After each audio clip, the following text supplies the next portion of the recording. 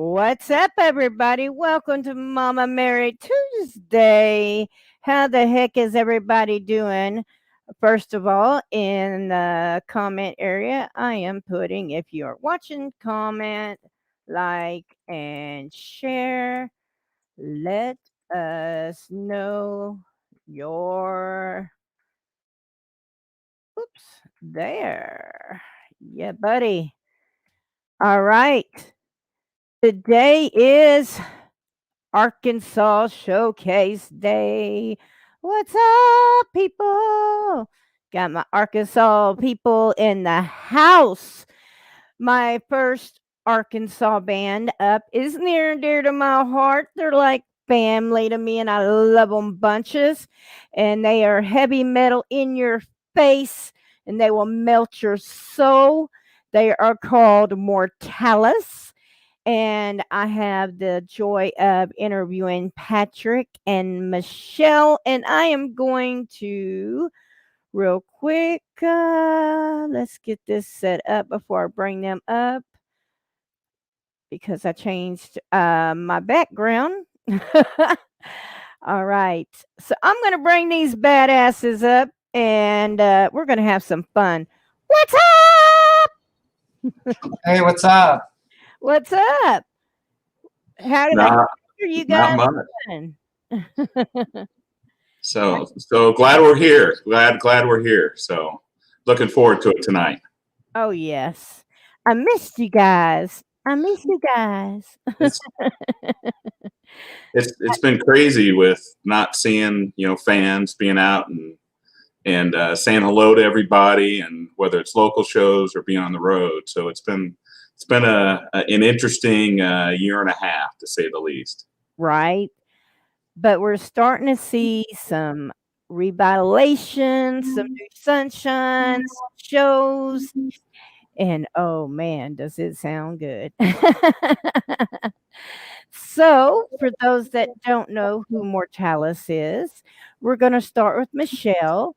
Michelle, tell us what you do in the band, and which I know. And by the way, guys, you got to come to their show if you are in the Little Rock area because she shreds. I mean, let me tell you, you got to keep up with her fingers because there's smoke coming off them. I'm just saying. So, Michelle, gosh dang it, sorry, slide. I have many nicknames, so yeah. So tell us what you do in the band, sweetheart. All right. Well, I shred, play rhythm too. Yeah. So got to do that too. But no, and I sing. Yeah. So also a lot of big part of the songwriting process and a lot of the recording process and such. That's pretty much. And then we got Mr. Patrick, the man with the plan sitting next to you. Tell everybody that don't know who you are, which if they don't know who Mortalus is, they've been sleeping. Yeah, I think so. So I'm Pat Mahoney. I'm the drummer, and I guess the driving force amongst some great musicians in Mortalus. Been around about 8 years, I guess, for 9 years now, in various forms, and got some new music coming up. Decided to get out and play, and just looking forward to interfacing with a lot of our fans again, and really taking stage. It's something that I think we all really miss. That a truly electric experience that you feel when you're on stage and interfacing with the crowd. We give and then we receive everything back that the fans, and showing appreciation. We're clapping or yelling or moshing, and it's just a ton of fun. Right. Well, I mean, we've done shows together, and dude, I would have y'all on any of my shows anytime because you bring it. You bring it. I'm actually waiting for, and we're going to get to the story because that's one of the things I do on Mom Mary's Music Mayhem. Once we get to know the musicians, we also tell some really cool stories that happen on stage. And I think you know which one I'm talking about. Yeah. We'll talk about that in a little bit. But you have a member that's not there. Can you tell us about him and what he does for the band? Yeah, Bedrock. Brian Bedgood is he's laid up this evening, but he's watching from home, and he throws down the low end bass, growls out some barks and some harmonies. Sells himself short often on his vocal capabilities, but he's really quite good. Right? And he's his own worst critic. Yes, he is. and We all are. He's also been a oh well, I guess we'll talk about that. Oh, check it out. Yeah, that's the story. Yeah, we're talking about you, brother. See? Mm-hmm. Yep, Brian's on. He's there in spirit with us. But he's a multi-talented guy. Also can play those skins too. Yeah, it's neat to play in a band where I think we all share a little bit. You know, Brian is an excellent drummer and an excellent guitar player, whether it's bass or standard guitar, and everyone contributes in the writing process. And it's not just, you know, one person's show or one person's vision, and that's what really makes our group special. And you really hear it in the music, because a lot of folks are like, well, what style is it, or how did you come up with this? And it's just a little bit of input from everyone's diverse backgrounds, whether being in bands or listening to different types of music. They give me a hard time on a regular basis about bands that I may have never heard of before. They're like, oh, it's this Norwegian what was the one the other day? Yeah. So Within Temptation just put out an EP, you know, it's like, and it's 3 songs and then 3 instrumentals. And I was like, you know, well, I just did a screenshot, and he's like, "Who the hell is this?" Yeah, is it a local band or something, or you know, who is it? No, there's some Norwegian. What was it? I'm like, they're a world-renowned symphonic metal band. I'm like, how would you not? And then Brian's like, no, got the word symphonic in the genre. Yeah, so I probably wouldn't listen to it, right? so you know, I mean, but that's the kind of fun that we have with it, and so then we're able to share a little bit too. It's like, oh, I hadn't heard of this band or that, and we're able to share that, and then that helps shape some of our music, and especially some of the new material. Because the new material that's coming out here soon is definitely a departure from what we've had before.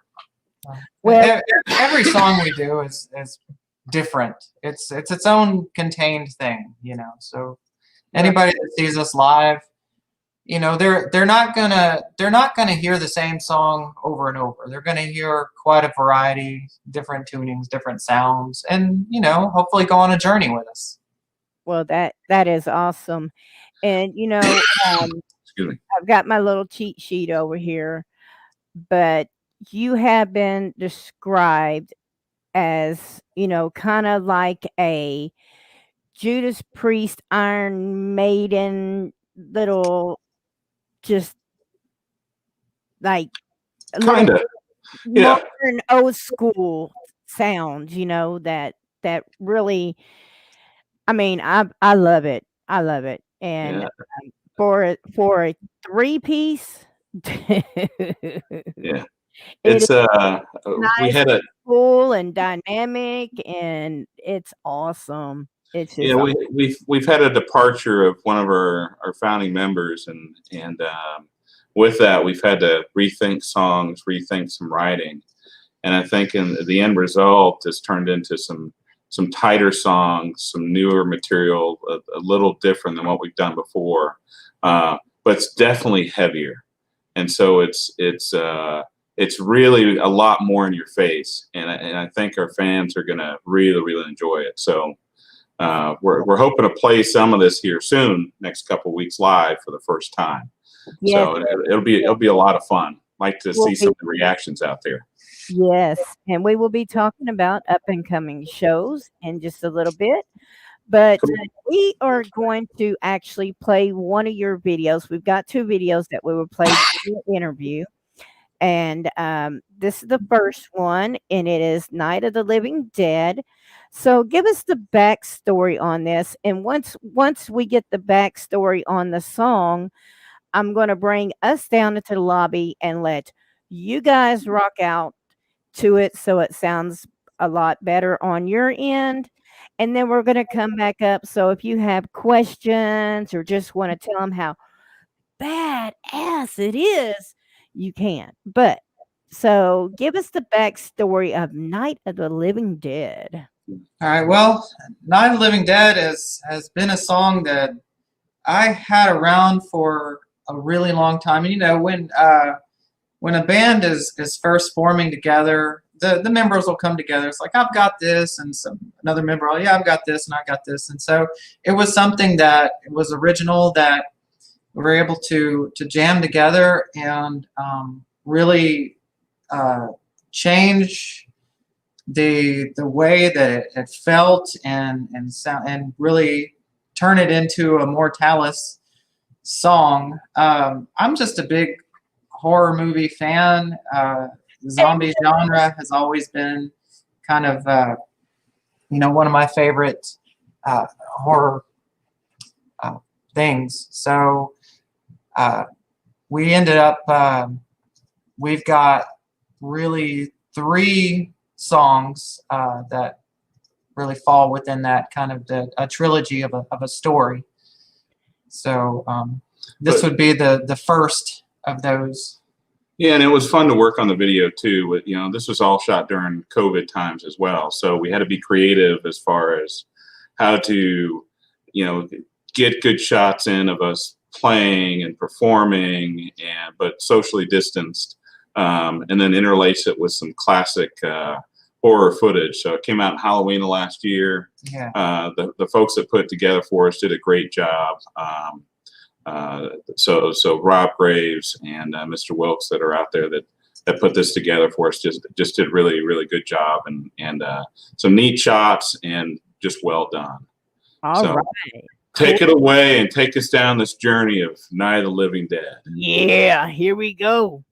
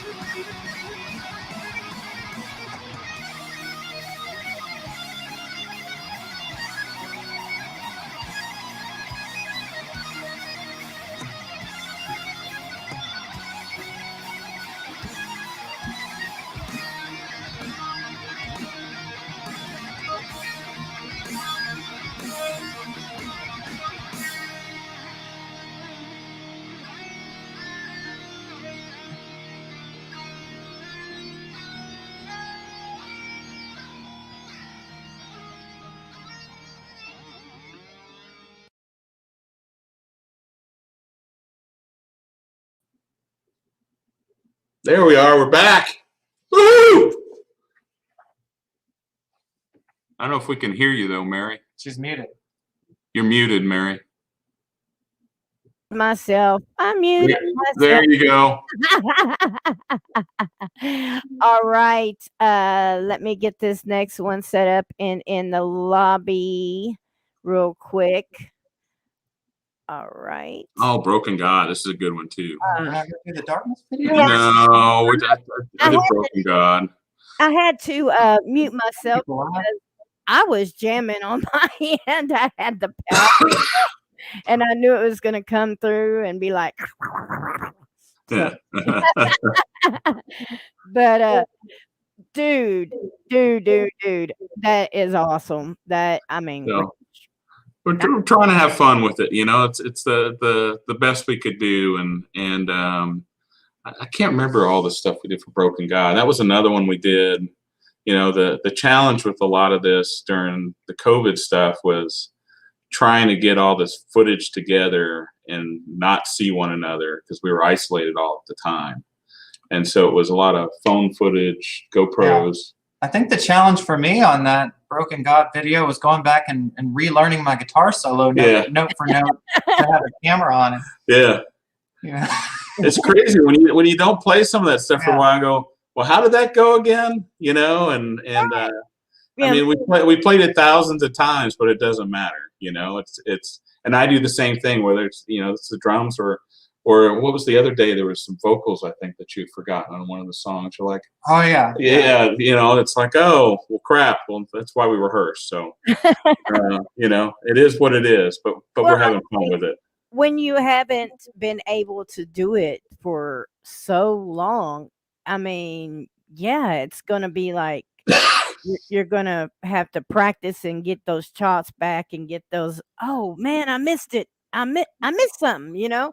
And that's what people don't realize is behind the scenes is how much work goes into everything that you do. You know, everything, even, you know, even if you're practicing and you've got a set list of songs that you have done for a long time that you want for this specific show, it doesn't matter. It's a lot of work because you've got to remember every lick, every, you know, everything. And unless you're a genius, I mean, come on, you're going to forget something every now and then. I mean, anybody that says they don't, you're a liar. Well, it's more to it too. It's not just playing the music, right? It's the show. It's the experience. Yeah, you know. So it's all that together. You know? Yeah, because you're not just working on the music. You when you're practicing, you're actually working on what you're doing at the show. You know, what we're doing in the production that you're going to do, and it's a whole big thing. And you know, but you guys bring it, man. Well, what's funny though is when we start getting back together, I think we played like one or two songs that kind of break the ice, but then it was right. You know, let's get new stuff, let's get it recorded, let's get it done, let's nail it. And so we didn't revisit a lot of that stuff until probably about a month or so ago. And we're going, oh, how does that song go again? Who starts this? You know, and what do we say here? Right, just trying to get back into shape. Yeah, I know you're totally right about getting into shape. You know, being able to sing for an hour with her best fingers. You know. Yeah. Well, she's doing multiple duties. So playing rhythm, lead, and singing, and then you've got Brian that's also singing, interacting with the crowd, also playing bass, and then I'm just a crazy man behind the kit. You know, but it's all that stuff that's going on, and you know, it's you get through an hour worth of rehearsal or whatever, and then you burn 2,000 calories. And, you know, you wonder where all that's gone. You're dripping wet with sweat. You know, I mean, it is what it is. And I've been at one of y'all's rehearsals, so I can contest to that is the truth. That's right. In rehearsing, they are giving 110%. It ain't no, okay, let's just go through this Molly. No, it's I mean, and where the song ends. It is. It's like not perfection. it's like, it's like if you were on stage at that time, I'm waiting for when I was there, when I was doing Rockin' with Rock Tight, I was sitting there and I was just jamming and stuff, and I'm like, he's gonna break a drum head or something. I mean, I he's gonna break a the, string or something because I mean, fire's coming. oh Hey, yeah, I'm like, God, you guys are between Michelle and Brian, they both take it out on their instruments. You wonder how some of those guitars last, through a show by the end. It's I think you've gone through some tremolos and some strings. I've got a great guitar tech. Yeah, Brian. yeah, Brian Bedgood. Yeah. So it's like, hey, Brian, it's broke again. Can you fix it? He's a multi-talented guy. Yeah, multi-talented. Definitely multi-talented. I can do some basic set. Obviously, because I do abuse my guitars. I'm decent with a setup, but But yeah, he makes it all work and keeps us going. right. So, We got JC on here saying, "Let's go." yeah, He just came in. He loves you guys. So right I'm on. giving him a hello. But so you have so tell us. I know you can't tell us about everything because it's not been released yet. Yeah, But I know you have been working on some new music. yeah. So can you tell us a little about what's to come on that end? Well, I think the new album is called "We Are Human," so that's the first we've announced of that. We Exclusive. don't. No. Yep, it is exclusive. You're the first to hear it. We don't have a release date yet. There's some really different songs, a couple which are really powerful and really close to our hearts. So not only musically but lyrically as well. And there's also a bonus song on there too, paying some homage to a great studio musician from the '80s. So we hope to get this released prior to November. Yes, because... yeah, before November. But that's all we could say about that. But it's ripping. It's awesome. I've been listening to it, driving around in my car for probably a good month or so, and it's just really killer. We've got several songs recorded, mixed, mastered, done, like just ready to go out, album ready. We're just trying to plot out maybe a couple more. Right. We're our worst critics, right? Yeah. I mean, that's it's good and bad when we're saying earlier. Yeah. You're your own worst critics when everybody thinks you're just freaking awesome. You're like, oh, I missed this one thing.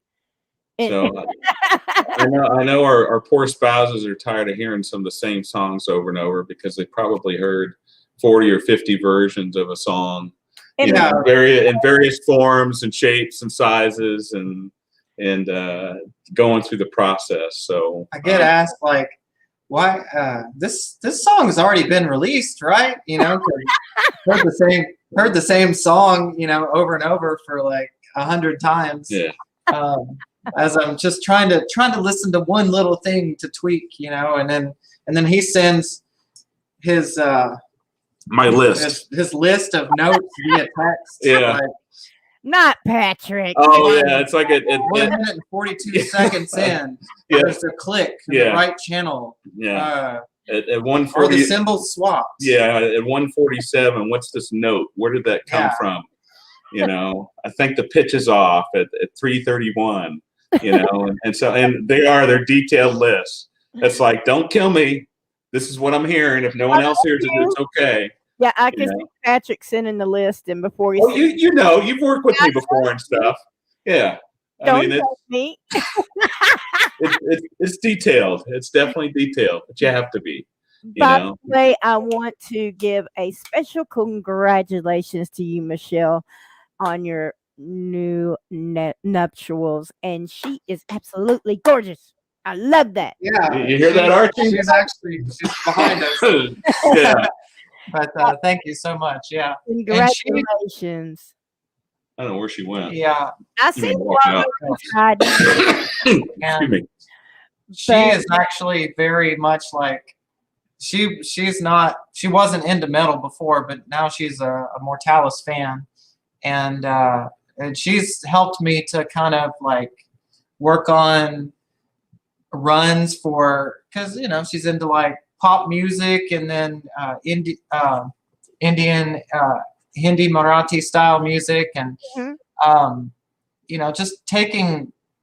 I'm open to all kinds of criticism and suggestions, and willing to try a lot of things. I'm gonna remember you said that. No, I mean, if I wasn't open to criticism, Yeah, I we know, would you have would- come to fisticuffs. Yeah, by I now. know. Oh, I miss you guys. You can push the button. Oh, I can push the buttons. It goes both ways, though.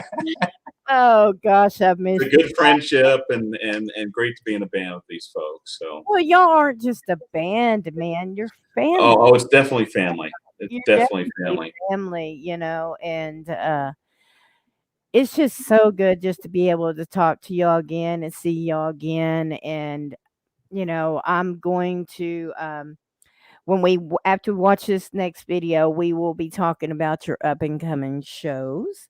Okay. And I'm damn sure gonna catch one of them.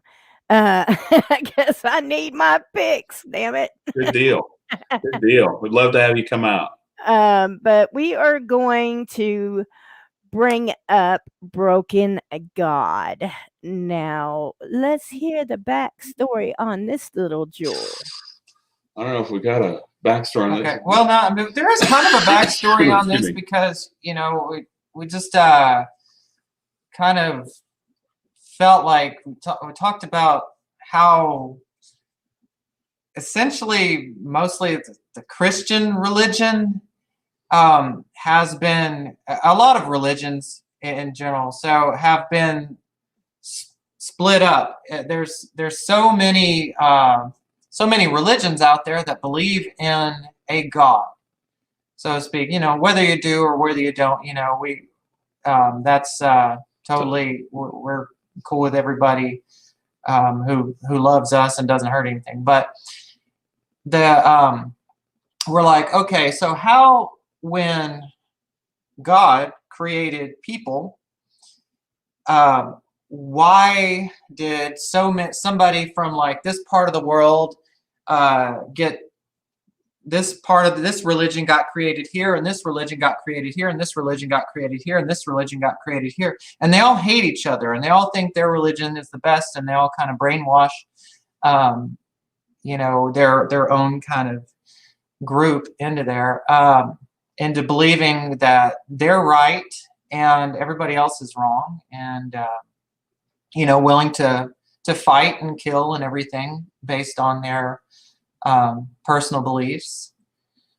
So it was kind of it's not like this is not an anti-God song by any means. It's just kind of a questioning, where did all these religions come from, and why, if God created humanity, why not give them also the set of instructions truly worldwide, globally?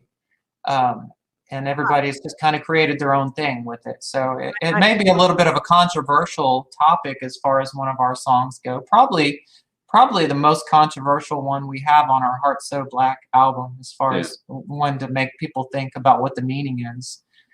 Basically, one that everybody love everybody, no matter your belief. Essentially, it's that, and it's just if you read the lyrics, it's a heavy set of lyrics for a heavy song. Religion can prove to be a very divisive topic. Yeah. And so that's kind of where the core of. And again, it's not a jab at anyone's religion or what you believe in, or if you don't believe in anything. It was just something that got us thinking, right? And wanted to call that out. And it's a catchy title too, so it helps sell stuff. hey, that's what we're doing, right? And I mean, it is what it is, you know. But it's a great song. It's actually one of our shorter songs, only like 3.5 minutes, I think. And but we had a lot of fun making this one as well. So enjoy. All right. We are going downtown and we are going to let y'all listen to Broken God.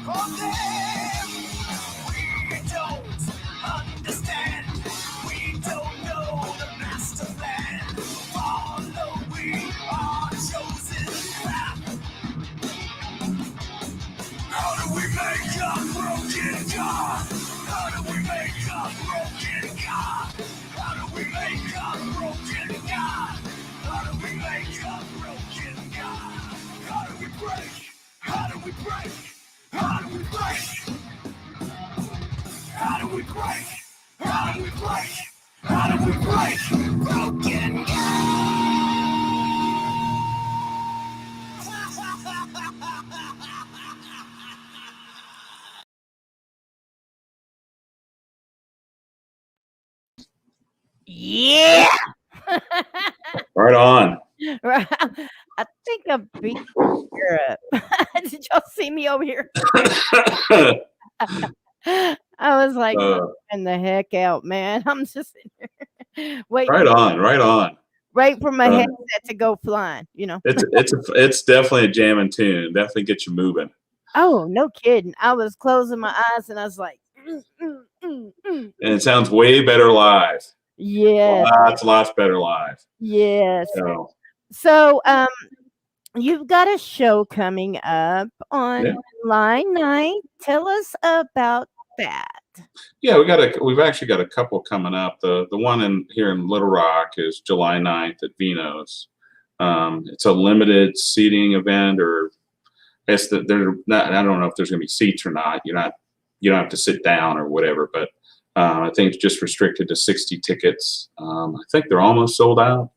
So if there are some out there, go out and get them now. But who's the opener? Omnibane. Omnibane, that's it.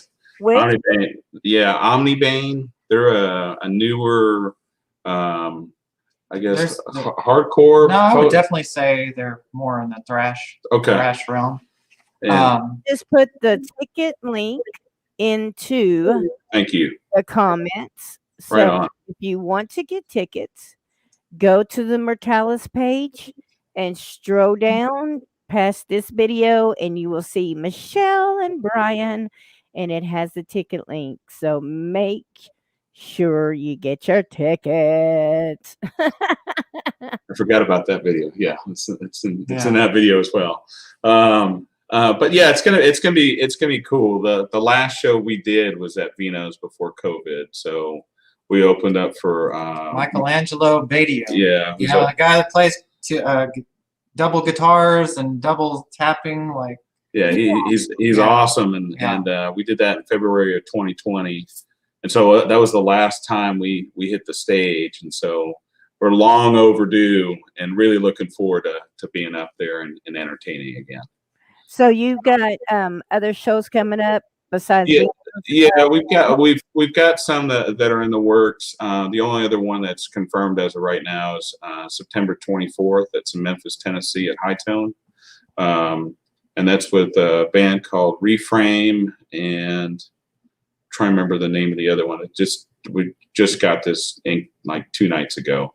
Slamhound. Slamhound is the other band. So Reframe and Slamhound, they've been on the road with, done a couple shows with Lillian Axe up until recently, and they want to do a show with us. So it's going to be a lot of fun, and a different part of different part of the country, and got a couple other shows in Texas, Oklahoma, Louisiana, and then potentially one in Mississippi here all this fall too. Mostly in October. So, but just looking forward to getting on the road and sharing our music and sharing the love for metal and seeing our fans. Heck yeah. And by the way, I always put this got tongue tied. This disclaimer on here. If Facebook happens to do their muting thing, I will be downloading a copy of this and sending it to the band, and you can always go to my YouTube channel and watch it there. Make sure you subscribe and hit like and share, because sharing is caring. So we have got to talk about the music and the members and shows. Now we get to the funny stuff. I want to hear some. Okay.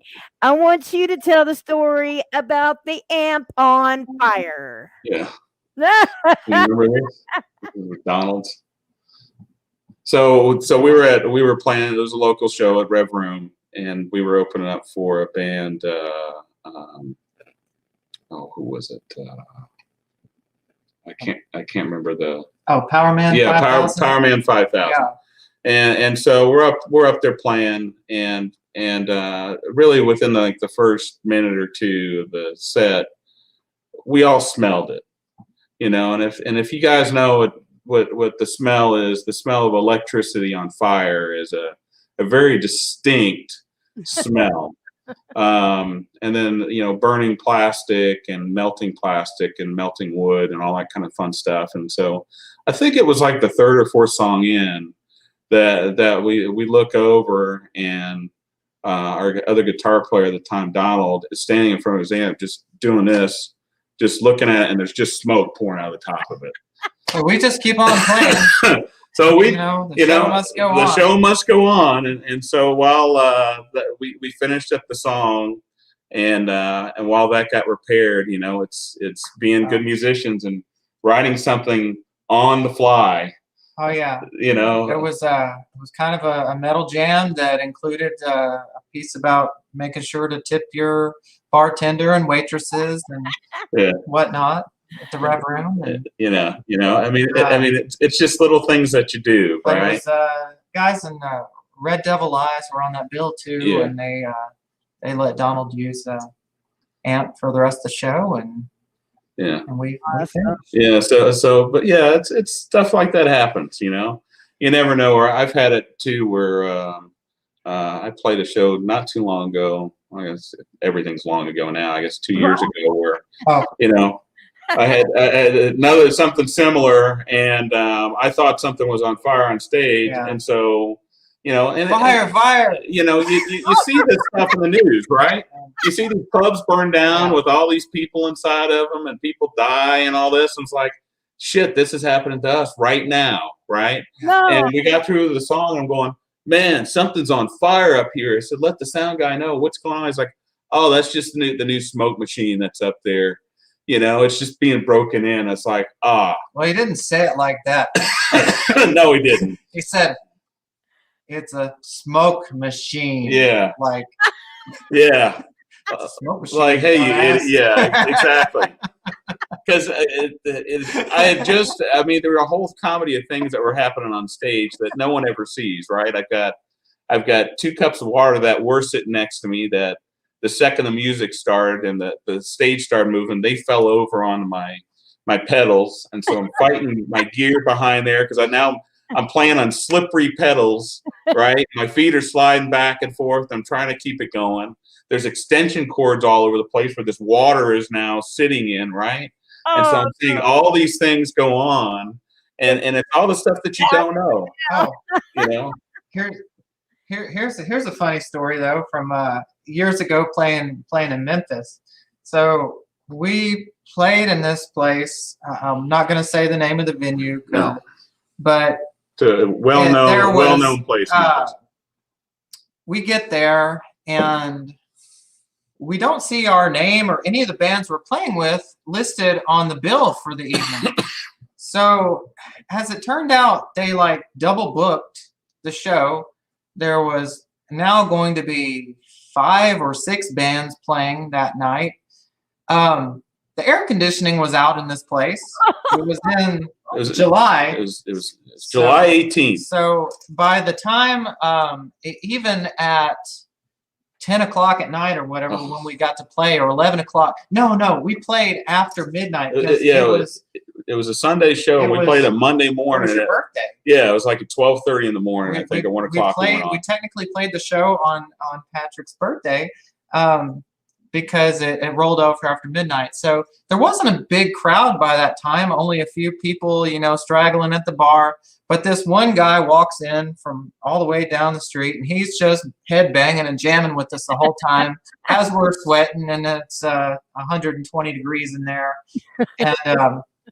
And then as we're loading up our gear, we see this guy storming out. He's like, hell yeah, where'd y'all come from? He's like, I can hear y'all, you know, 3 blocks over. And I came over, like, middle of the night, the guy, like, gets off his couch and walks over to this venue. Rolls out of bed, and whatever the case may be, heard us. It's like, I got to hear this. And then he didn't really like what the band that went on after us. And he's like, this sucks. I'm out of here. But you guys rule. See ya.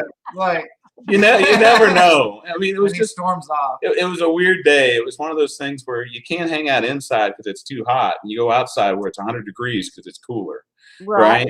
And you know, there's crowds inside. People are still hanging out to see the show.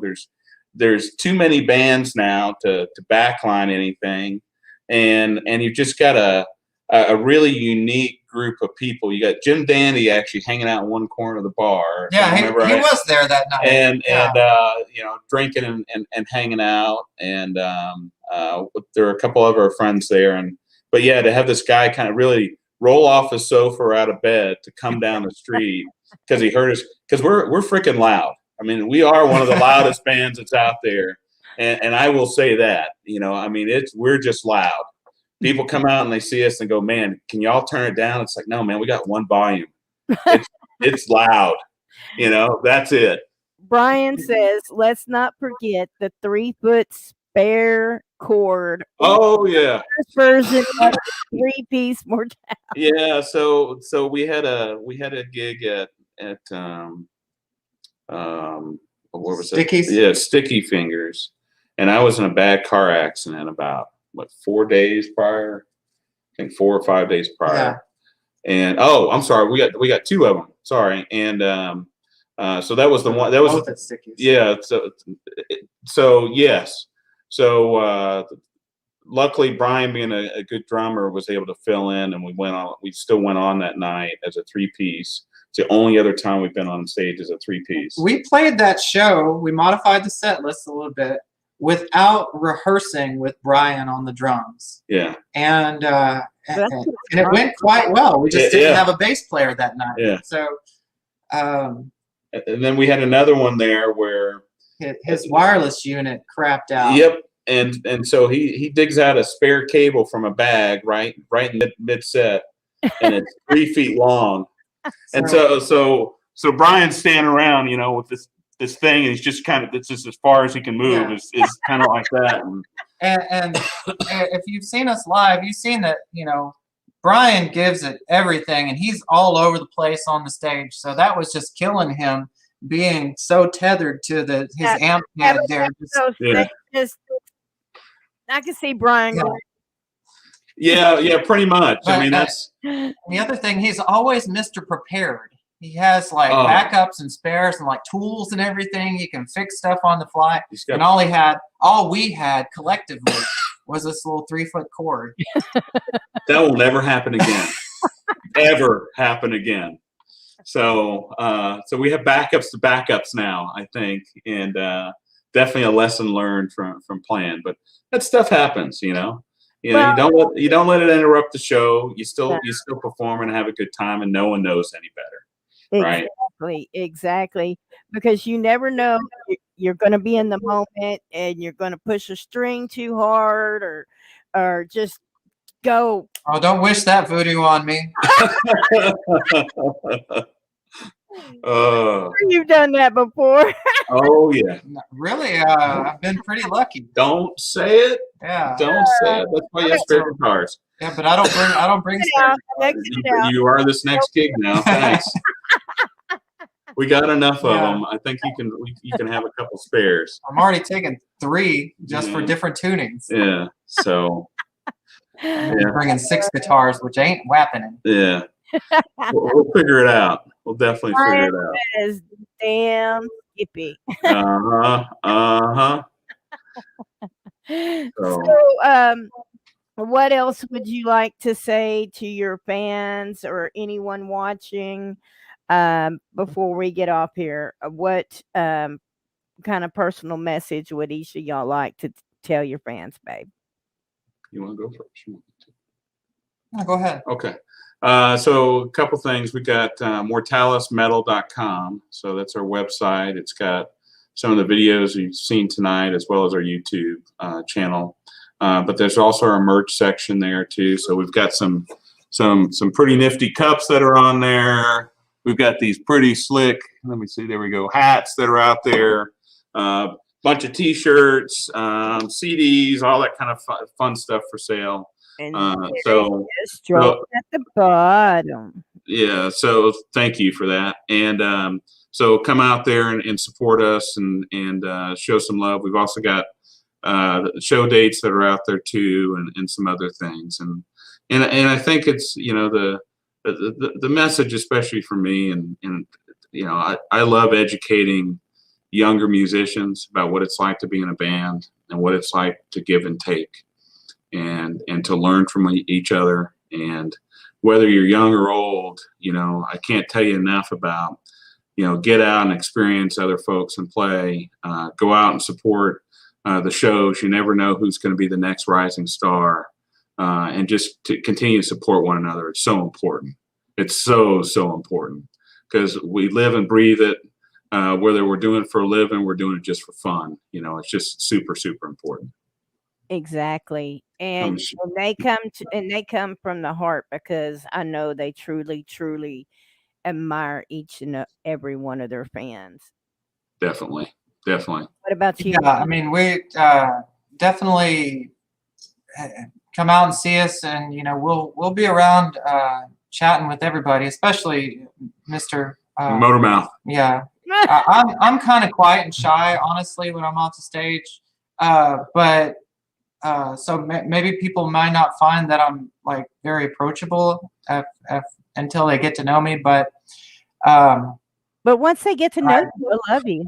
I do love, chatting with people, and just I get, it's a great feeling to go out and share in just music and the passion of making music and playing music with friends, new and old, make new fans. I've come off the stage and like maybe a young girl came up to me one time and just said, I guess she may have been about 16, 18, I don't know. And she said, that was just an inspiring performance. Can I hug you?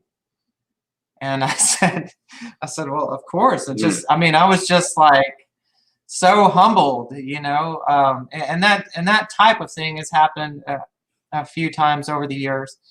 And it's a great feeling to know that, even if somebody, when we put out our album Heart So Black, all of a sudden, the torrent sites in Russia had it and were sharing it and stuff. And we saw like hundreds of people downloading it in the first day. And it's like, okay, well, now we got some fans in Russia. But, they were posting comments about how good the music was in Russian. And I was like on the Google Translate, trying to figure out what they said. And just, it's great if we can make money doing this, but it's way more about the passion. Obviously, we've spent way more money in a lifetime than we're likely to ever make doing it, and we just are thrilled that we have the opportunity to keep doing this. So thank you for listening. Yeah, and something too about this show coming up in July at Vino's. Typically, because we go on so late, we don't have a lot of time afterwards to interact with fans. But the way this show is structured, the doors open, the first band goes on at 8, and then we play. I think we play at like 9 o'clock, which is one of the earliest slots we've ever played. And there'll be at least a solid hour of music, but we'll be able to hang out afterwards and really talk. So like get off stage, talk before we're actually having to load up and go. And so it'll be kind of refreshing to be able to visit with everybody and chat. And so I encourage folks, if you haven't hung out with us before, come on up, hang out. We can talk shop, talk music, talk whatever, and love to hear from y'all. Awesome. And guys, thank you so much for being on here. And Mama loves you guys, and I can't wait to see you in person and give you big hugs. Cannot wait. Thank you so much too, Mary, for everything that you've done. So, yep. Right on. And I love you guys. And share if you've got a show poster, which I shared the Vino's one earlier today. If you got a show poster or a show coming up, Mama Mary's Music Mayhem Facebook wall, that's what it's there for, honey. Right on. We'll take care of it. Share it on there, and I will share it out. Sharing is caring, and you guys know I care, and I love you guys. Right on. We do too. Thank you so much. And thank you for having us again. Oh, no problem. And Brian, love you too, brother. You know that. You know that, man. You know that, man. All right, guys. You have a great rest of your Tuesday, and you give that beautiful lady hand behind those things a big hug. Will do. Yeah. In person. All right, sweetheart. Y'all have a great night. All right. Bye, y'all. Bye. All right. That is part of my family. I love them guys. That is Mortalus. It's so good to see them. I'm so glad shows are starting back up, because there is a lot of great bands that everyone needs to go out and see. And speaking of, since this is an Arkansas showcase, I have another local Arkansas band we are going to talk to for a little while. Some of y'all might know them, some of y'all don't. But if you don't know them, you need to get to know them.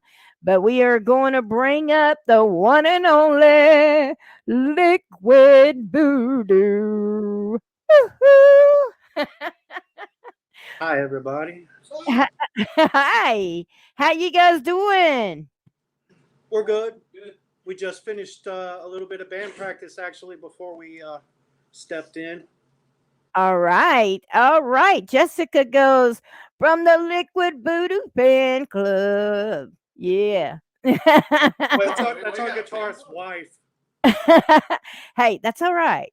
Just keep them coming. Just keep them coming. So, we are going to start with you, and we are going to have you introduce yourself and tell us what you do in Liquid Voodoo. We're going to start with you, sir. Rob. Me?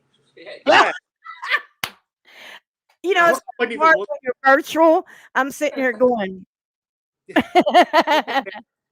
My name's Rob Brockman, and I play drums and I sing background vocals for Liquid Voodoo.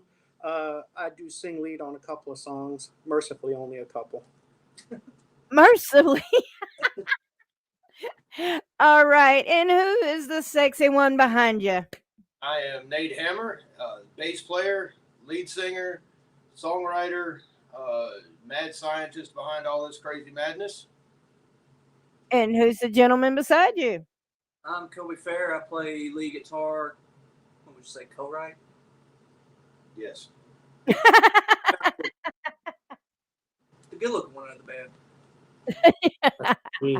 Okay. Well, you know, I gotta mess with y'all. I mess with all bands. So Liquid Voodoo was formed in 2019 and has been full throttle since the first jam session. You are original band, but you also do some covers depending on the venues. So give us a little history about Liquid Voodoo and how you guys came together to make this badass band and become this monster. Okay. Well, I'll go ahead and start, and then at some point I'll hand it off to Nate. Uh, I met Nate on just one of the Facebook sites where all the musicians go to hang out and seek out other musicians. We got together and just started talking, and we immediately just clicked. It was just amazing, and we went ahead. We started doing shows almost immediately. Our first show, it was just he and I, just guitar and drums at the Rose City VFW.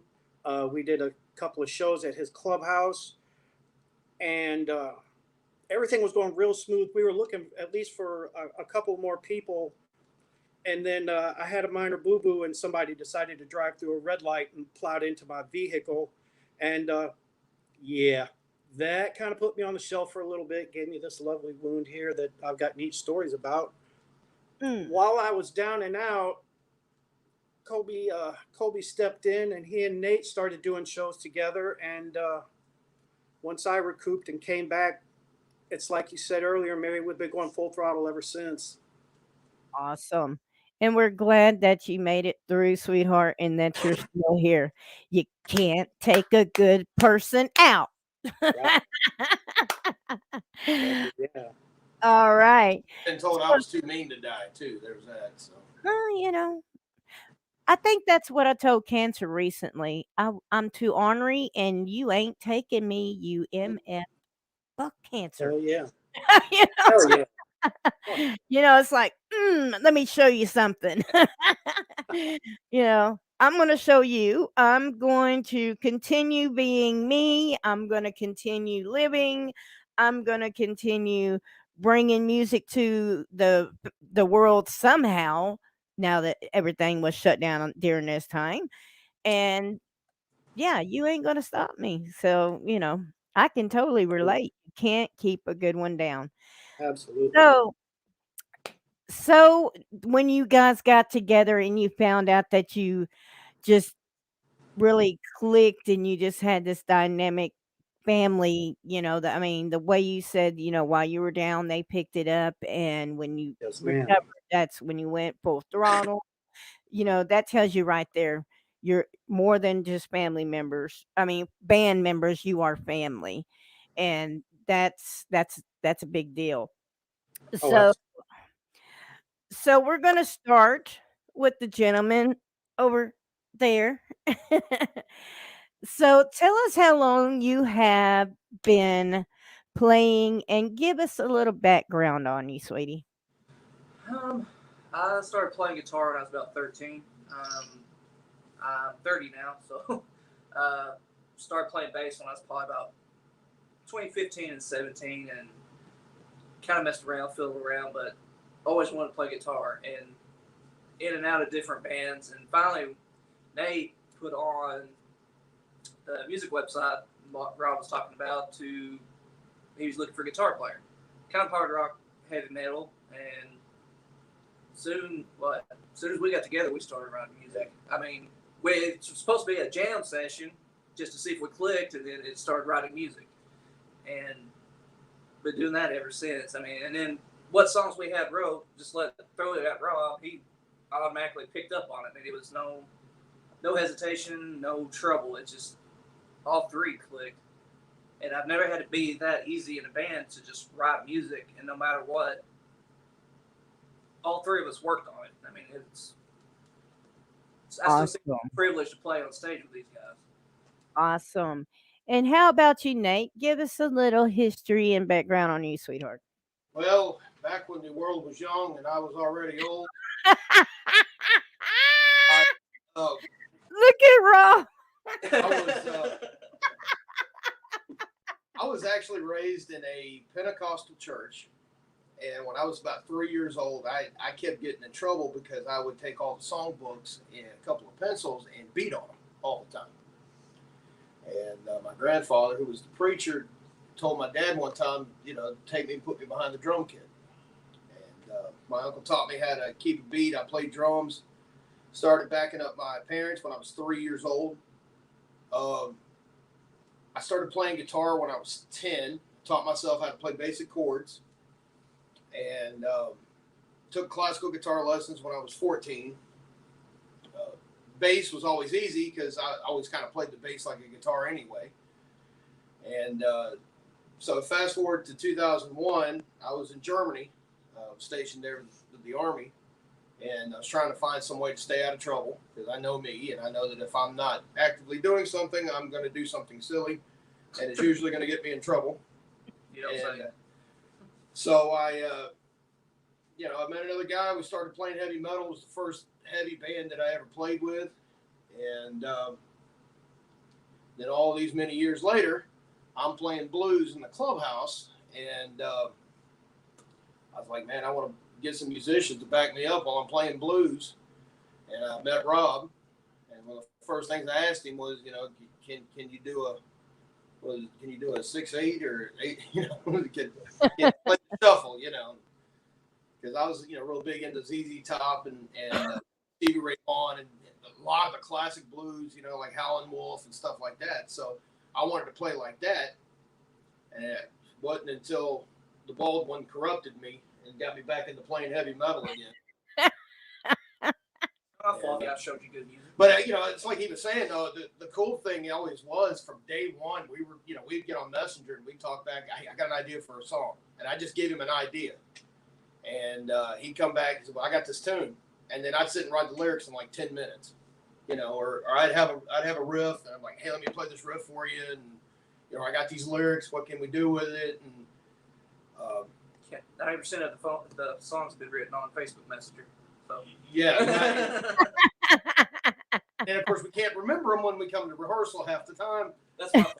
Well, that's also my fault. Yeah. We always wind up writing a whole brand new song. So, yeah, it's an age thing. And tell me, what was Moses like? Well, it was kind of like Methuselah. They're baldy. It is glaring. Very much so. But that's pretty much it, and I wanted to play heavy music, and wanted to play it as loud as we possibly could. But yet I still wanted to keep kind of true to the blues and Southern rock influences that we have as well. So, like I always like to tell people, we have a very unique sound. We don't really fit in a genre. So, right. All right, Rob. What about you, brother? Well, to add to real quick to what they were saying about how they write songs so quick, when I came back, it's like they just had this huge list of songs, and luckily I was able to click to those, and that seems to be a running thing on every practice. They come in, it's like, hey, we got this idea for a new song, and that's literally every week. And there's one or two or three, and if we put all these together, we've got our next 5 albums if we concentrate on it. And my favorite quote from Rob is, "You got lyrics to it?" Of course, I got lyrics to it. Yeah. Yeah. So I started tinkering around with drums when I was in my teens, and piddled around with other musicians and stuff. When things started picking up, I went a different route with life, and I stepped away from music for a while. And then when I decided to be sane again, I got back into things, and I've really been drumming ever since. I've drummed with a lot of local bands around here. I've had the good fortune of jamming a few times with the lovely host of this here show, as a matter of fact, back in the Sister Rock days.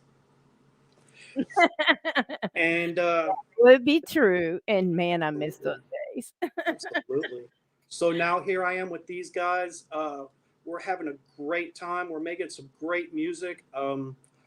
I have the best time with these guys, and doing the original stuff. You can't, I love original music, and everybody's got good stuff, but our stuff, man, is just amazing. It blows me away. And Cool. people really seem to dig it. So as long as people like it, and as long as we can keep getting along halfway decently, then that's what we're going to keep doing. Right.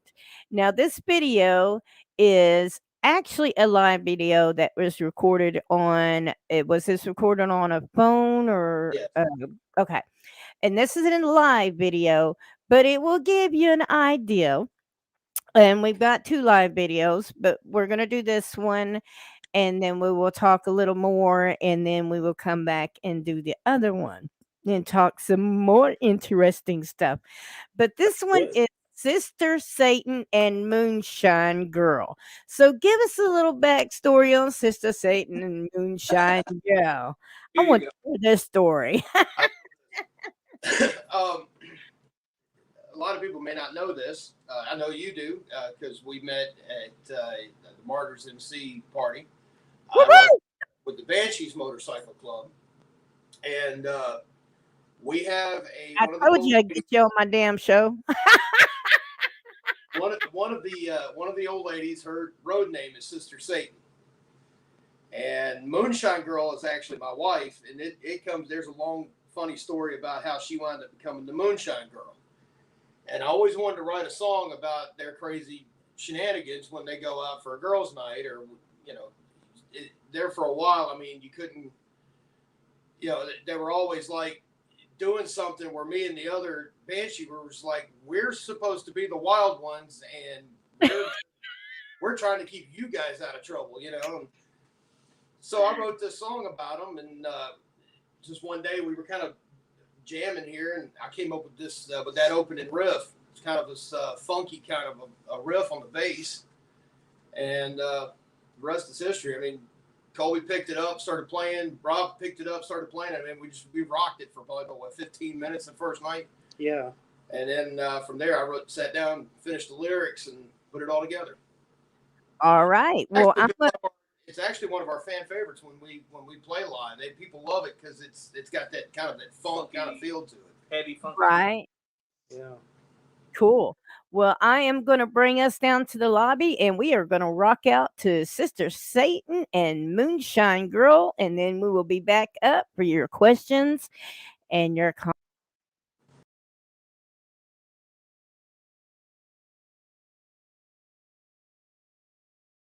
1, 2, 3. Sister Satan and the Moonshine Girl.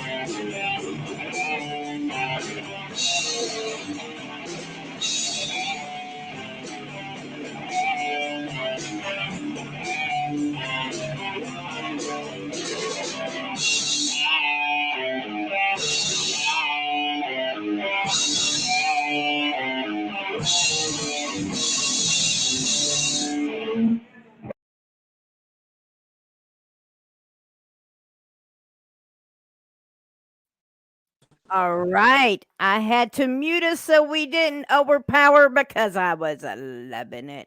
And I had it jammed out of my headset real loud. Nice.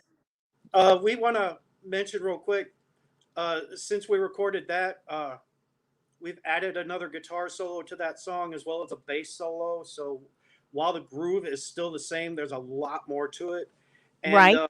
those of you that are viewing, if you would like to come and join us at Hard Riders on July 10th, you can view that and enjoy it for yourselves. Let's see. July 10th. What am I doing July 10th? You're coming to Hard Rider. I might just have to. I think you should. So, see, I still got Moonshine Girl stuck in my head. I don't even know where I was going now. Cool. I'm sitting there going, Moonshine Girl. It's a catchy tune. It really is. Yeah. And make sure you go to their Facebook. Their Facebook is strolling on the bottom of the page. Make sure you go to their Facebook, like and follow, and that way you can keep updated. Also, they have a Reverb Nation. Make sure you go to Reverb Nation and you like as well. And you go to their new website that was just put out today. No. And I'm sitting here looking at it and it is super cool. It's got a lot of information on each of the members. It's got shows, it's got media. Yeah, nice looking website, guys. Thank you. Good job. And by the way, that logo is the bomb. Who did your logo? Got to know. Hi, my name's Rob, and I play drums and do logos. Uh, Me and you need to talk, brother, because I want a sister. See, you got me thinking, Sister Rock. See what you did? Dang it. Um, I want a Mama Mary logo, which I've got a Mama Mary logo, which is badass. But I want one that's more t-shirt friendly to where when I take it to a screen printer, they're not wanting to charge me $10,000 because it's Me. got 14 freaking colors. Understand? Well, I'll tell you, we've got that logo. I've got somebody very And Daryl special working says on. great sound, guys, by the way. Thanks. We've got somebody working on our unofficial official mascot. His name's Reverend Joe, and you'll see him lurking around with his eye patch skull and his styling top hat, which was Dr. Colby's thing. And since you mentioned T-shirts, I'm just going to mention this because we have T-shirts in this color. This is sexy blue. Ooh. If you turn your camera upside down, we have super sexy red, and Yeah. we got sexy black. Got We've sexy also black. got this. Well, which see, I want one of them. I want one of them sexy blue ones. I can make it happen. I want one of them sexy blue ones. We just recently got some stickers that we're going to be selling at the shows. We've also got some keychain / bottle openers that we're going to be selling as well. We've got a lot more swag coming up, so everybody stick around. It's going to be fun. Awesome. And that will be the first band shirt that I have gotten that has not been black. So Wow. another first. Absolutely. That's We all awesome. know you're special. I just love black, but that one just pops. You know what I'm saying? I like that. Oh yeah, absolutely. We originally were just doing black and white, and then at shows, people were starting to ask about different colors and different shirt styles, like tank tops, which is another thing we're going to be looking into coming up soon. Awesome. Awesome. Yes. So I'm going to get this next video set up, but we are going to talk about up and coming shows. Just let me get this set up real quick and get it back down in the lobby. So, besides Hard Riders, do y'all have other shows coming up that you can release? I know the you can't release unless everything's confirmed kind of thing, but is there some more shows that you can release? Well, as a matter of fact, this is one that is coming up, and we haven't really announced it yet, so we're going to announce this. July 31st, we are actually playing a benefit for a gentleman that Colby works with. It is, what did you say he had? I'm sorry. Leukemia. He has leukemia, and we are doing a show in Kensett, Arkansas at the park over there to help raise money for this gentleman for his medical expenses. And That's awesome. I'll have a flyer pretty soon. It's going to be Saturday the 31st. It's going to be in the afternoon. I believe the start time's around 2, maybe 3. So bring a lawn chair, bring some goodies. Bring some earplugs. Yeah, because we play loud. Fucking earplug. Enjoy the music. I said the same thing until I saw Manowar in Frankfurt. I was deaf for 2 weeks. Ari got tinnitus, so what the hell? Right. Well, that way At least it'll be music ringing in my ear for a little bit. looking at it. Yeah. Since we're making announcements, this is a big one, and nobody else knows about this. You're pregnant. I am. Oh my also- God. No. Is it It's a miracle. No. It is. August the 28th at Area 51 in Sherwood, Arkansas. Liquid Voodoo will be there, and we are opening for our good buddies Hell Camino. We don't have all the details. Cowboys. I love them. And for the record, Mary, Hell Camino says hi, and they say they absolutely love you, darling. So I there you love go. them. this is our big announcement. I made reference to it on our Facebook page earlier, but August the 28th, Area 51, Liquid Voodoo's coming, y'all. Okay. August. What's the date again? August 28th. It's, I believe, on a Saturday. You're gonna have to send me that damn date, man. Yes, ma'am. I have got dates in my head. I want to go to Vino's. I want to see Mortalus. I want to come to Horror to see y'all. I want to come see the Hell Lovers. I love them, my Hellboys. Yeah, God, there's so many shows I want to come to. So many, so many. If I had it my way, I would be at a live show every night. I really, truly would. But it'd be pretty hard on me during my day job because I had to be up 6 o'clock in the morning. Coffee is your friend. Yeah, I don't drink coffee. Red Bull is your I friend. don't either. I drink Monsters. No, well, I'm trying those ryes because they don't have the crash and supposedly don't have all the stuff in there that make your heart go but it yeah. 2 gallons of Dr. Pepper.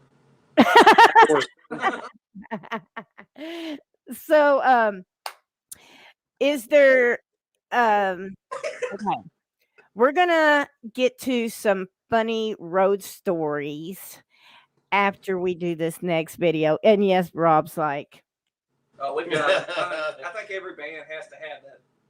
well, you know, and that's what Mama Mary's Music Mayhem is about, getting to know the members behind the band. And of course, you want to learn the history and how y'all met and stuff. But I also want the fun, juicy, loosey, behind the scenes, goosey stuff. Just put a camera on us. We can be on America's Funniest Home Videos. I promise you. Right. All day. All day long. It's some of the, Okay. The next video we are playing is Villains. So give us the backstory on this one. well, again, this was a song I wrote. I came up with the lyrics first and gave it to Colby, and he was like, "Well, kind of what you thinking music wise?" And I said, I hear something like Ozzy or something like that." And we came up with it. Basically, what it's about is it's about all these Christian preachers, televangelists, or whatnot that look down on us because we like heavy music. We got tattoos. I ride a motorcycle, so I mean, apparently, I'm going to hell. And but if you really kind of scratch the surface, they're just as bad as the rest of us. The only difference is we're not lying about it. You know, we are who we are. Right. And so this song, there's actually, each verse actually has an incident that happened to me personally. And like the first time I was on leave from Iraq, and we had a televangelist here in Central Arkansas. Walked right by me. I'm standing there in my uniform, but I just happened to be smoking a cigarette while he walked by me, and he gave me this big go to hell look. And I was just like, screw you, pal. I've been over 9 months in the desert, The second one is an incident that happened in Oklahoma with the infamous Westboro Baptist Church. We had just come back from the second deployment, and the guy wanted to start running his mouth, so I knocked him out and broke his jaw. And so Our bassist. It's just, it's just one of those things, and so that's kind of what this song's about. It's about all these fake people that want to condemn and judge everybody else, but they're not squeaky clean either. So, amen on that. All right, we are going to go down in the lobby and jam out to the Villains, and we will be back in just a few.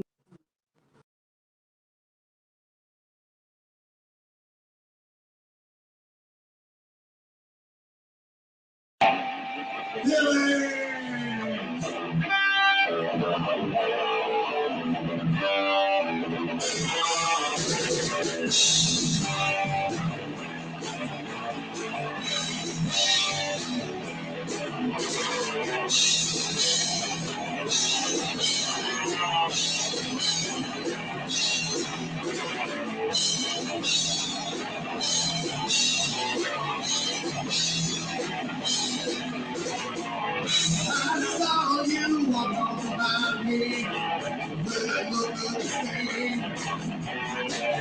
Got that going on, looking for land on the desert.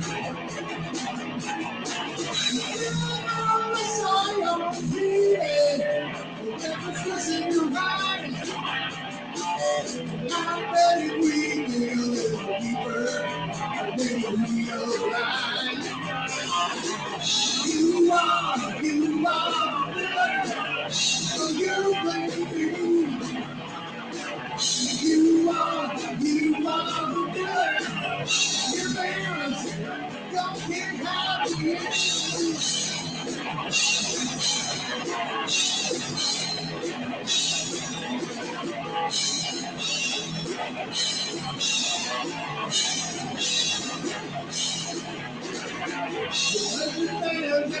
No signs, down the road to go. Going to another soldier's hero. You say you think, oh God, I think you're full of shit. Judgment, and you're gonna get it. You are a villain. So you baby, you are a villain. Villains don't get happy.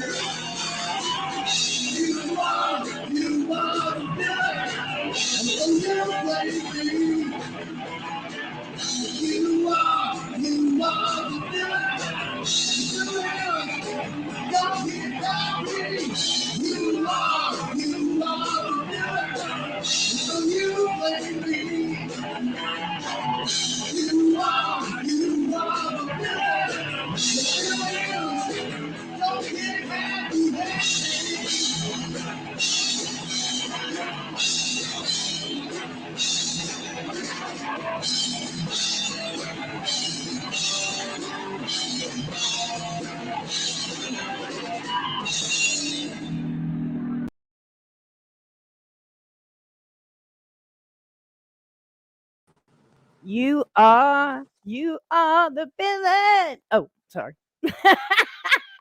Mind you, The those songs organ's are a lot better stuck now. in my head. Mary Holt on the lead vocals, y'all. Newest singer for Liquid Voodoo.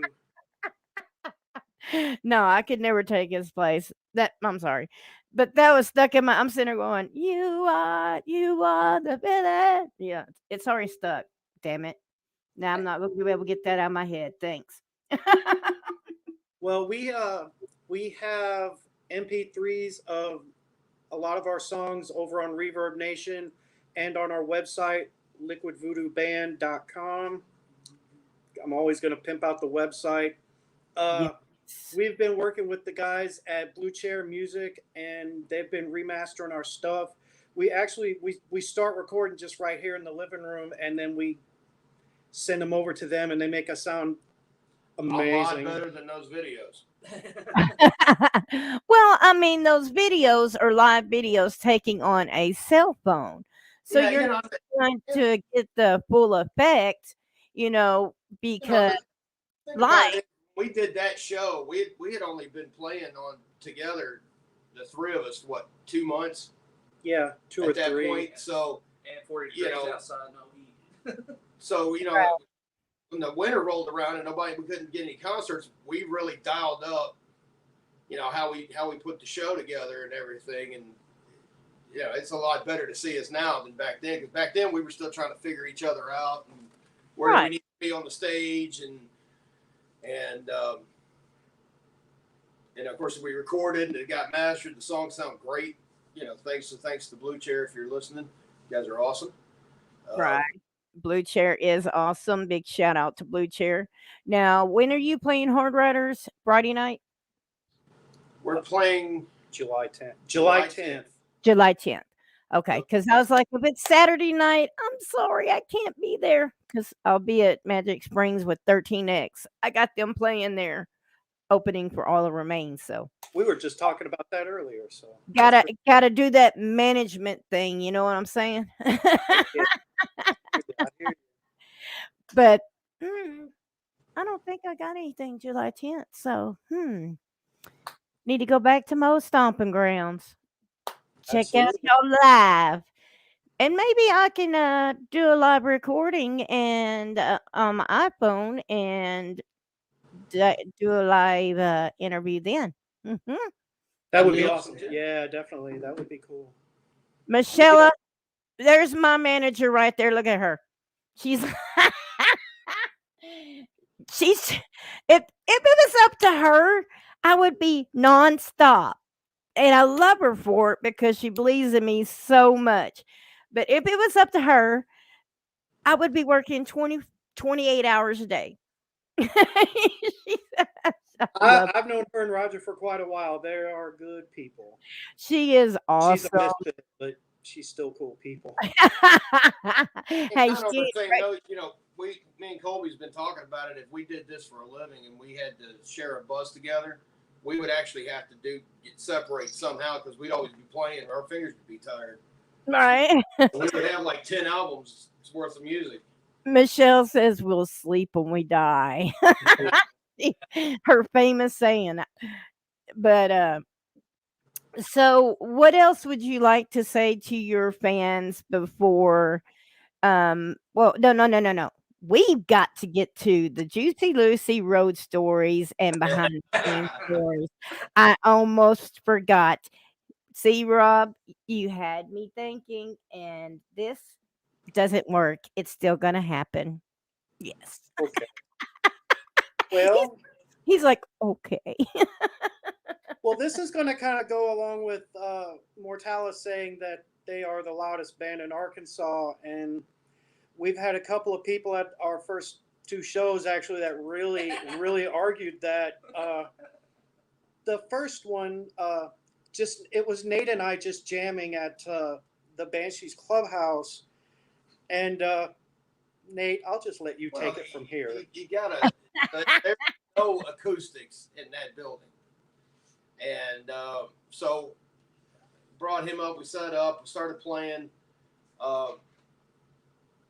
Somebody come over. Hey, you guys are playing a little too loud. So we turned down a little bit. A few minutes later, somebody come up. Hey, you're playing too loud. So finally, I was just being a smart ass. I went ahead and turned all the way down because I could just barely hear the guitar through the amplifier.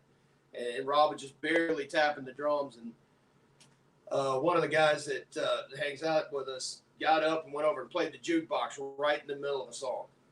And I just kind of stopped. And I looked at Rob and I went, well, I guess we're done. Yeah. And so there was that one. I don't like that person. I don't like that person. He's an acquired taste. He's a twit. If you call it. I hope he's watching. I don't like you, sir. Oh my god. Oh, violence on Facebook. This is not a violent channel. No, no, I'm just kidding. So Yeah, give me some more stories. First show we all got together. yeah. And this was my first show back after my wreck, and this was at a local venue that. Yeah, I'm not even going to mention the name, but it's out on Stagecoach Road, and a lot of people are playing there these days, mostly acoustic and country and stuff like that. And the bands play outside. Well, this That doesn't again, work for us. yeah. So we set up, and I mean, I had just carried my stuff in. I had hooked my bass pedal up to my bass drum, and Mary, all I did was step on it one time, just boom, just to test it. And some Yahoo on the other end goes, "You guys are too loud," and I just blew him off. And that turned into a thing because he kept yelling it after we started playing. And it got to the point he actually walked up to us where we were playing and said, "You guys have been told several times," and we just stopped playing. And I, right in the middle of a song too. Yeah. It was like, and it was, he was like, you guys are too loud. And I'm like, well, what is too loud? Because we turn the amps down anymore. Because that's what it was. We would go up and you guys are too loud, so we just turn over and kind of turn the amps down a little bit. Then you're too loud. Turn the amps down a little bit. And I was like, what is too loud? And he's like, well, look, Dave already told you twice. And I looked at Rob. I said, back it up. Let's roll. Because I was like, I just bought this bass. I'm going to kill this man with this bass. No.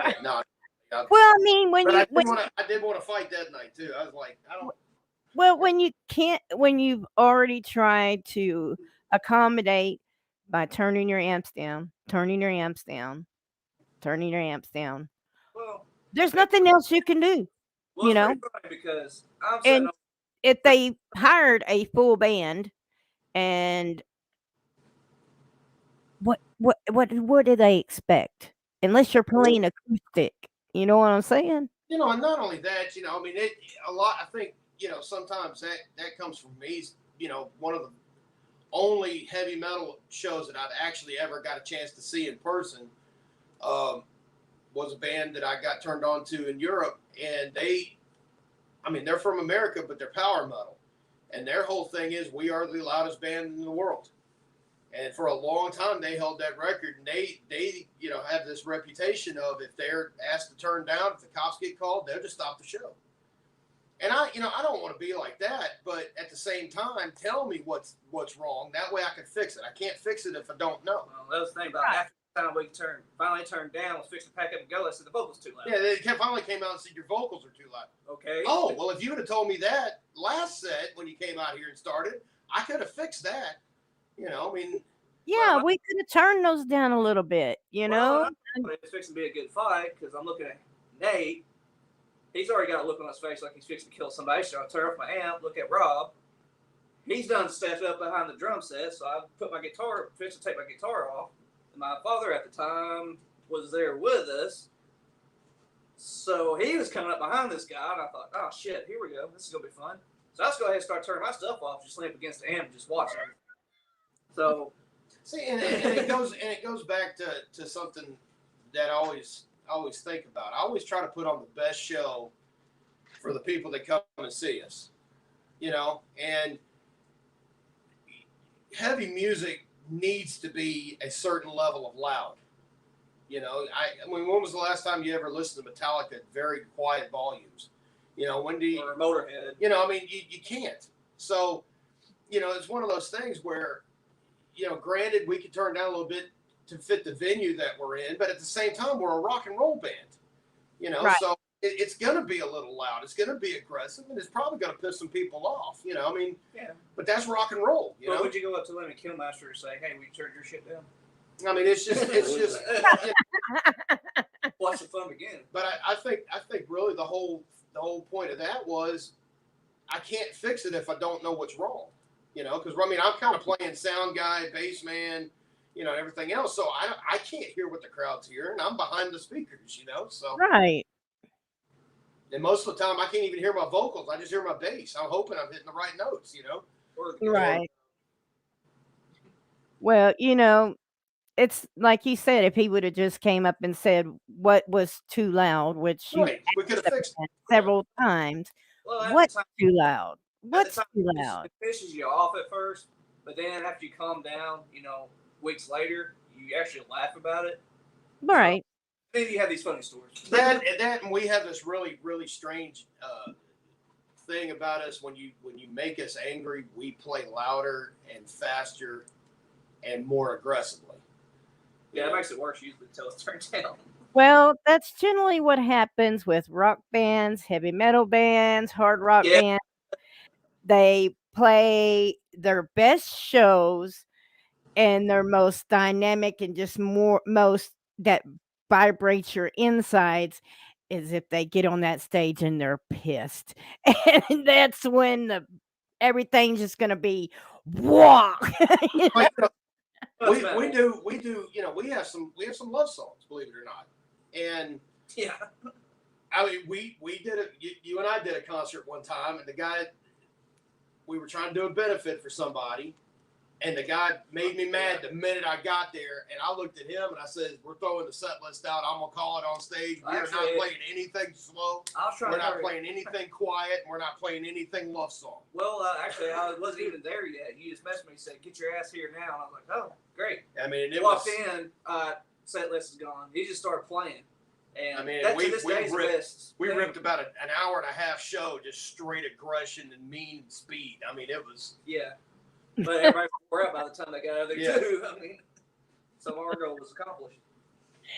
Well, I can't wait to see you guys live, and I can't wait to, be able to feel that aggression in my face.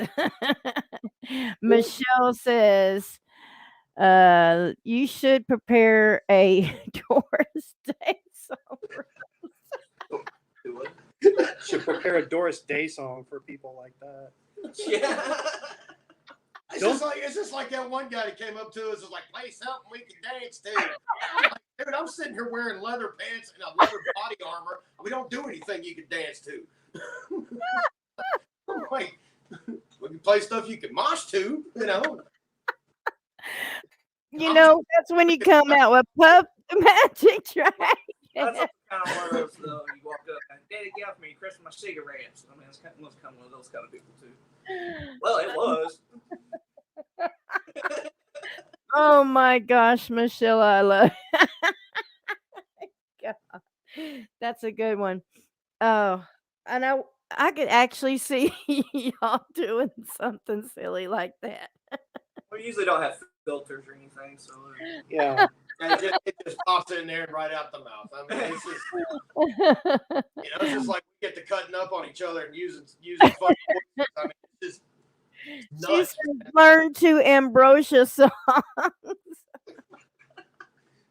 well. I will say this for a She's little one of bit. them. She's like you. If you push her buttons, she's gonna push back. Oh, absolutely, absolutely. She will be like, "What? What'd you say?" Mm-hmm. One thing for sure, with a Liquid Voodoo show, expect the unexpected because you never know what we're gonna pull off or decide to play. As you mentioned before, we are mostly original stuff. We do have some pretty cool covers that we do. We do a little ZZ Top, a little Stevie Ray, little Metallica, a little Ozzy. It just depends on the mood and what's going on. We do it our way. Yeah, we don't. It sounds somewhat like the original, but not really. Well, you had a guy tell me one time, he likes some of our versions of the covers better than he does the originals. Well, when you're doing covers in your original band, you got to put your own twist on I think that's what makes the covers better. Do it your way, but stay true to the original. Right, right. I think that and there's nothing we do normal. Definitely. Normal boring, Normal's boring. Who wants normal? Well, guys, is there anything else that y'all would love to say to your fans or new fans, or anything that y'all would like to say individually to someone that might be aspiring to, pick up a guitar or a set of drums and start playing and, try to become a musician?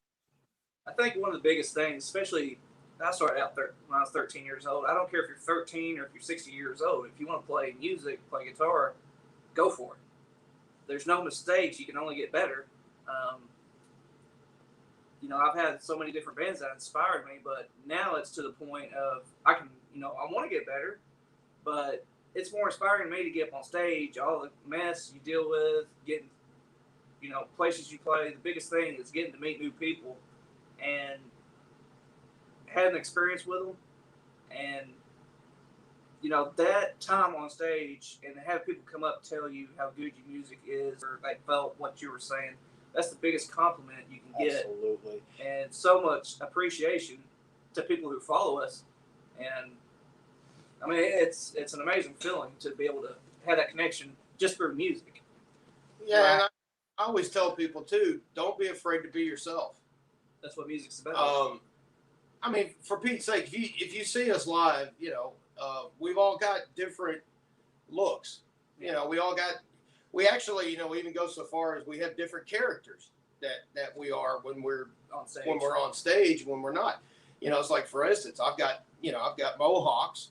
I wear leather pants. I wear big freaking heeled boots and, leather body armor when I'm playing. And you gotta be able to go out there when people are laughing and know that when you get up there on that stage, you're going to shut their mouth. You know? It's like, yeah, you're laughing at me walking up here. Just wait till we start playing and I melt your face off. I mean, I don't think we've ever gave a show that it wasn't 100% us in full throttle. Yeah. Because if we ever didn't give the show 100%, I mean, I would feel like I've cheated the band and the people watching us. Absolutely. Right. Being on stage, that's the drug. That's the drug. Yeah. It is, you work your ass off in the jam room, learning these songs, learning your songs, and then you play it on stage and you get to the end, da-da-da-da, and then the crowd just, yeah, that's the drug. That's it right there. And it is the most ultimate natural high you could ever feel in your life is to be on stage and see a full crowd just sitting there just jamming out to music that you wrote or jamming out to something that you're doing and getting off that stage and people coming up to you and just being like, man, that was badass, dude. It's the most amazing feeling you can ever have. Yeah. It's hard to go to sleep. And it's just, Right? it's like little things like, we did a show one time at Hard Riders, and I came off the stage and ran into an old friend of mine, and he was at the show. And about 2 weeks later, he came up to me. He's like, man, where can I get Sister Satan and the Moonshine Girl? And I'm like, well, we haven't got it, recorded or released yet. He's like, I have had that song stuck in my head ever since I saw you guys 2 weeks ago. And that's cool. That's the stuff that's kind of cool, Especially part of the writing. But that's also the stuff you got to remember when there's people like, you guys suck, man. You're too loud. You look ridiculous. And, your guitars are out of tune. But that's the biggest thing to me with anybody. I really don't care if you like it, but I'd rather be loved or hated. I don't want the in-between. Yeah. Haters are gonna hate. Love us or you hate us, but you'll never forget Yeah. us. Yeah, I don't expect And they're gonna have lovers, but even if they're haters or they're lovers, they're never gonna forget you. That's That's right. right. Absolutely. You'll never forget a Liquid Voodoo show. Neither will your hearing. Especially- Yeah. Yeah, like I say, like I always, because I know I got some haters, but you know what? Well, I'm sitting here giving them you can't expect everybody to love the That's same kind it. of music. and I'm gonna keep going, baby. So kiss this big white ass. Absolutely. Absolutely. We, as far as what we want to say to our fans and our people that come and support us and everything, buying shirts and whatnot, we appreciate everything that everybody does. We appreciate the love. I never thought it would take off like this as fast as it did, but it has, and we're not stopping. Not now, not ever, not for nothing. You know, and I know it's kind of cliche when a lot of people say this, but I think the Liquid Voodoo fans are some of the greatest fans in the world, you know, and we love you. We love you guys. Everything we do, whether it's rehearsing, whether it's talking about merchandise, whether it's talking about what songs we're gonna try to get done to get released, we think about that one or that person that's at the show that has at every show, you know, and you know, even when I do the karaoke versions of the songs, you know, that are always up there screaming with me and, you know, pounding their fist and headbanging, you know, those are the people that I try to make sure that I keep in mind when we start putting stuff together. And you know, like I said, we're just getting started. So it's going to get bigger. It's going to get louder. It's going to get faster. There you go. With that said, also special thanks to my family, between my parents and my wife. They bust their ass. They help load and unload, and same with yours. I mean, it's a big family deal, and it's much appreciated. I know a while ago Jessica said shout out from Mama, Daddy, Papa Voodoo. I mean, some people's children. It's like I'm not even wearing. Well, guys, thank you so much love for you being on Mama Mary's Music Mayhem, and I can't wait to see you guys live. Thank you for being part of this Tuesday's Arkansas Showcase. So you heard it here, guys.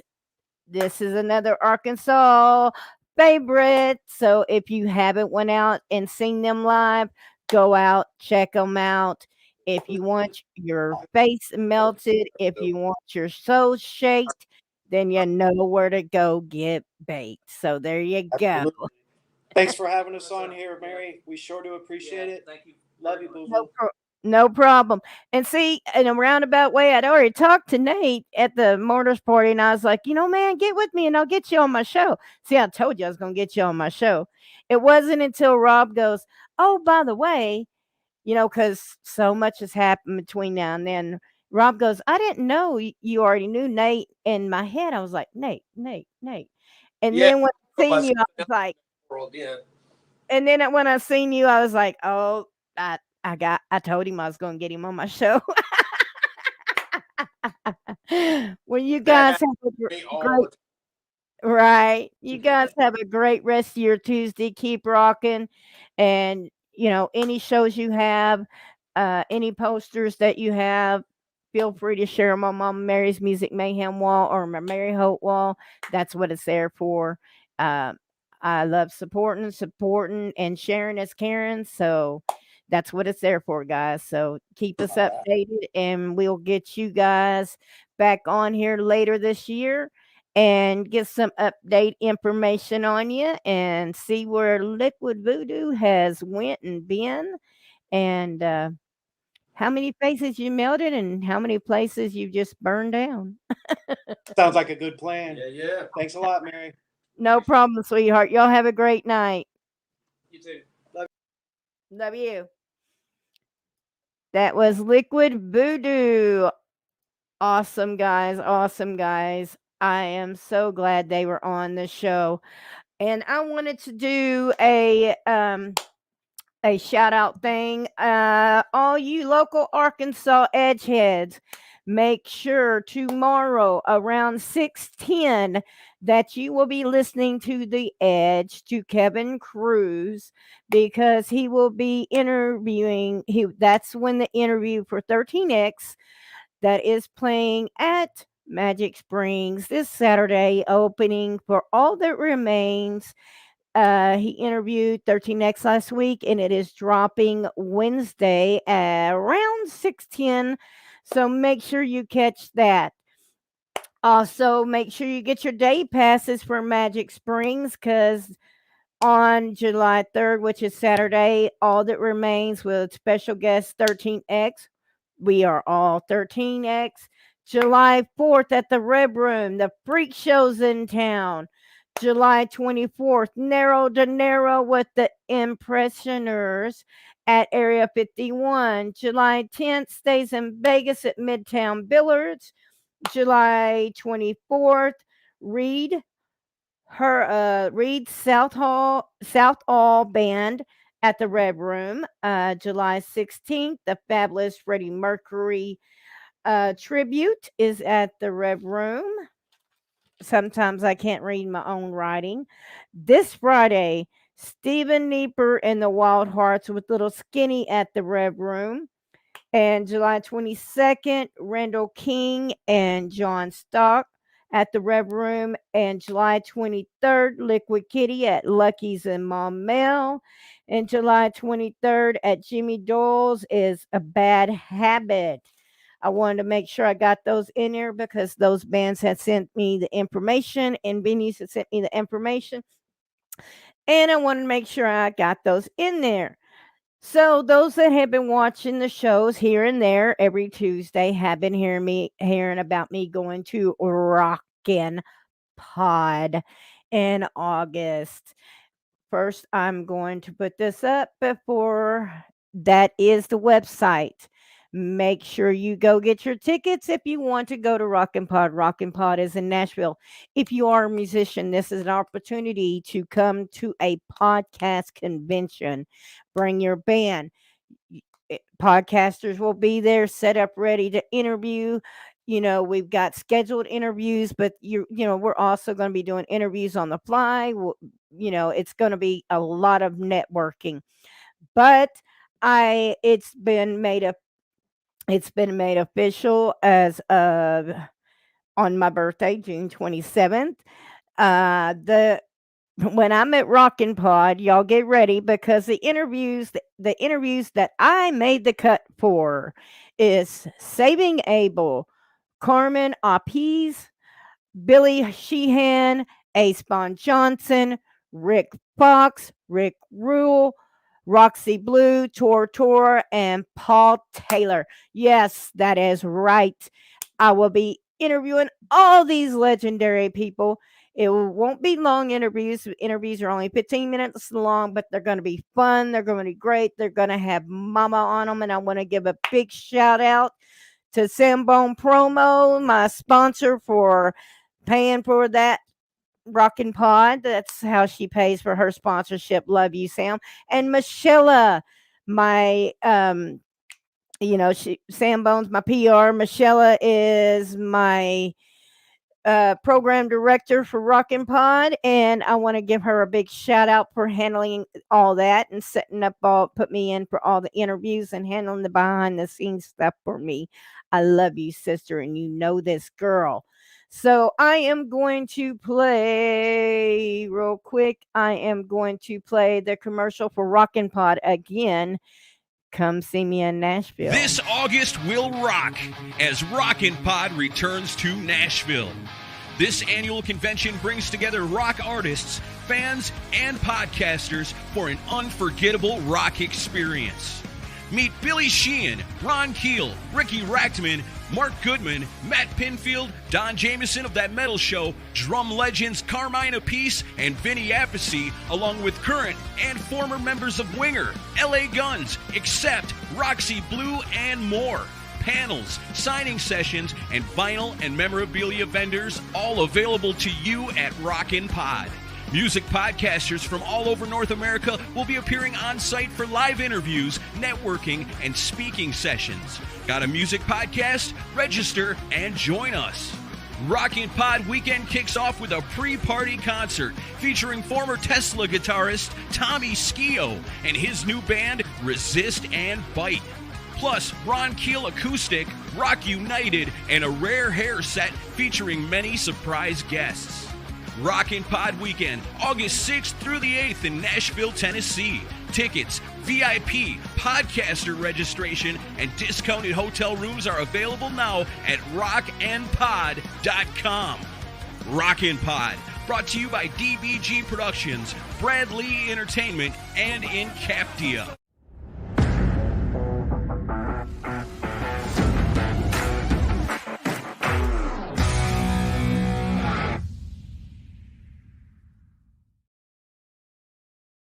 That is right, Rockin' Pod. And once again, I've got a lot of awesome interviews at Rockin' Pod, but I will also be there to network And make sure you go to the Rockin' Pod Facebook and make sure you like and follow and all the shows that are taking place and involved in Rockin' Pod. Show them some love, and all the artists that are taking place, show them some love.